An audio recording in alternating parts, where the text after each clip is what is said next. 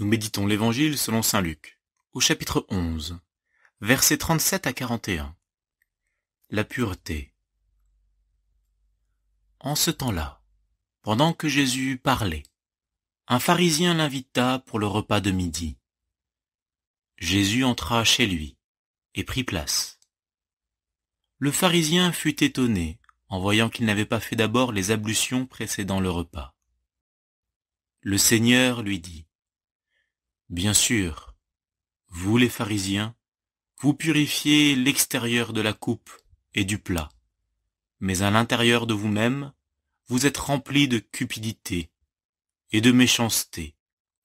Insensé! Celui qui a fait l'extérieur, n'a-t-il pas fait aussi l'intérieur?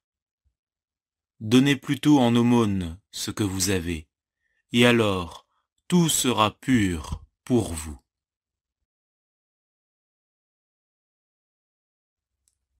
Prière. Viens, Esprit Saint, toi qui ouvres notre esprit pour comprendre les Écritures, accorde-nous le don de l'intelligence, afin que ce passage porte du fruit en notre vie. C'est toi qui nous fais comprendre ce que Dieu veut dire aujourd'hui à chacun de nous. Ouvre mon cœur, afin que je perçoive ton souffle et ta parole. Demande. Purifie-moi, Seigneur, et je serai pur. Premier point de réflexion.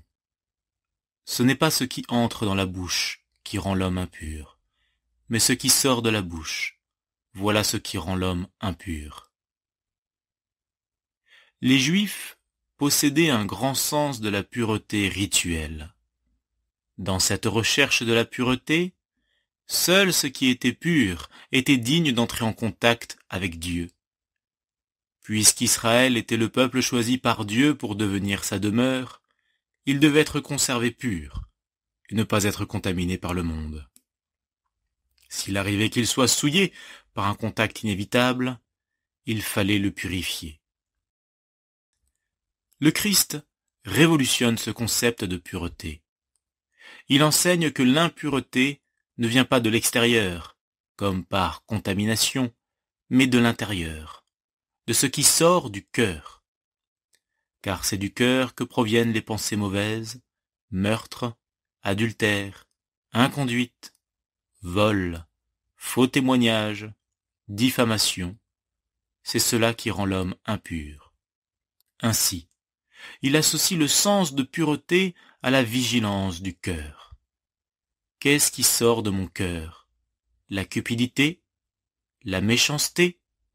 Ou bien l'aumône, fruit de la charité, de la solidarité et de la compassion? Deuxième point de réflexion. Pur est Dieu. En fin de compte, Israël est appelé à être pur, parce que Dieu est la pureté par excellence.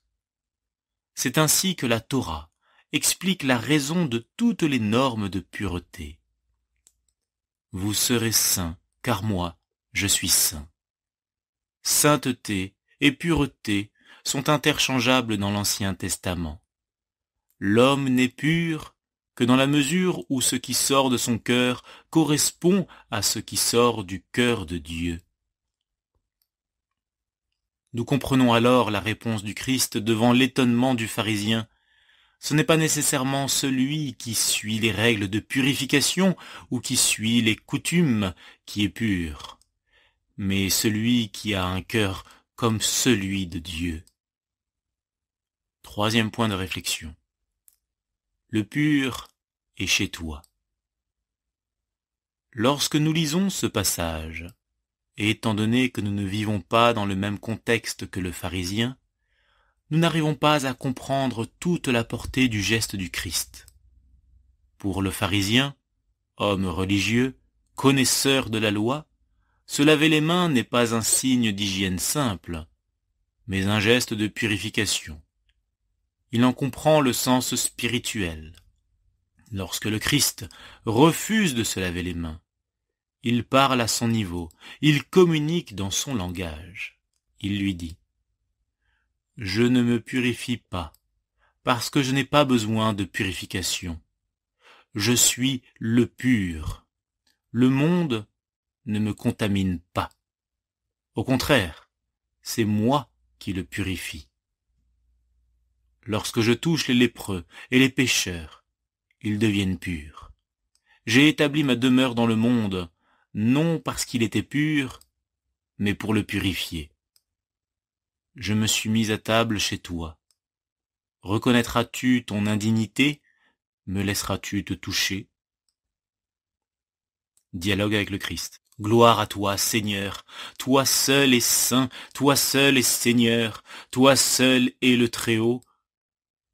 Et pourtant, tu viens établir ta demeure parmi nous.